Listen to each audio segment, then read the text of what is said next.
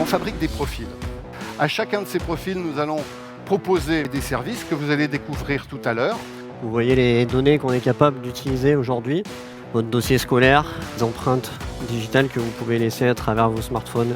Le vendredi 13 septembre, 700 étudiants qui rentrent à Grenoble École de Management sont réunis sous le prétexte de leur expliquer une nouvelle façon de faire de la pédagogie à GEM. Les étudiants sont évidemment stressés, ils attendent avec impatience qu'on leur explique à quelle sauce ils vont être mangés. Nous leur jouons une pièce de théâtre, une imposture fondée sur les principes du Black Mirror. On nous expliquait qu'on collectait nos données et qu'ils les utilisaient à des fins de profiling pour nous ranger dans des classes qui détermineraient alors un degré d'aide dans notre scolarité. C'était une démarche bienveillante, mais dans un premier temps, elle nous a un peu bousculés, on nous a sortis hors de notre zone de confort. Cette prise de conscience expérientielle, c'est véritablement pour ouvrir sur une construction pédagogique d'un esprit critique et citoyen qu'on a développé pendant le deuxième temps du défi, qui est le temps de la conception. On travaillait autour d'une problématique qu'on allait décrypter tous ensemble en tant que groupe. L'enseignant avait une position tout à fait différente de ce qu'on avait l'habitude. L'enseignant ne nous donnait pas des cours, mais nous incitait à réfléchir sur le sujet. À la fin du défi de la rentrée, tous les TD se sont rejoints à Alpexpo pour présenter leur travail autour de leur problématique. Il y avait 3 différents supports de présentation,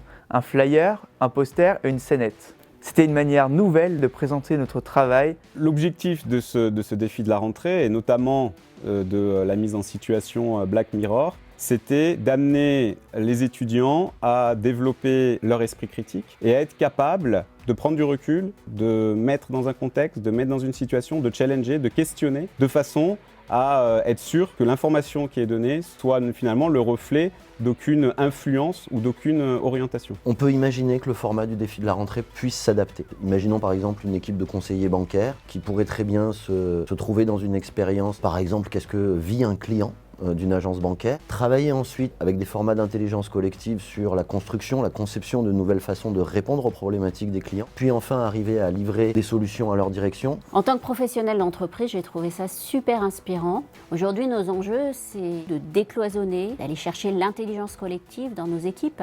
Et ce format qui était proposé, c'est vraiment un beau modèle quand on cherche à engager les équipes et à faire en sorte que les collaborateurs travaillent mieux ensemble. On peut le transposer dans un séminaire d'entreprise, une formation, pour une learning expedition. Voilà, j'ai appris et je vais réutiliser.